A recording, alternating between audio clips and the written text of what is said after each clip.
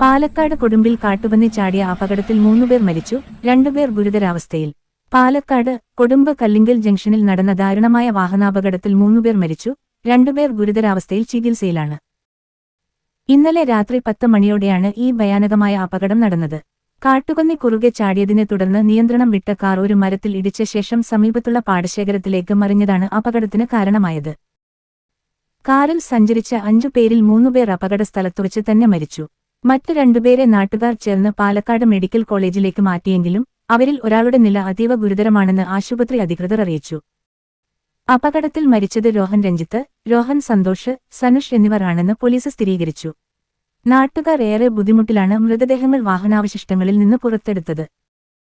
സംഭവസ്ഥലമായ കല്ലിങ്കൽ റൂട്ടിലെ റോഡിൽ കഴിഞ്ഞ നിരവധി വർഷങ്ങളായി യാതൊരു സ്ട്രീറ്റ് ലൈറ്റുകളും പ്രവർത്തിക്കുന്നില്ല എന്നതാണ് പ്രദേശവാസികളുടെ പ്രധാന ആക്ഷേപം. പലതവണ പരാതി നൽകിയിട്ടും അധികാരികൾ നടപടി സ്വീകരിച്ചിട്ടില്ലെന്നും അവർ ആരോപിച്ചു.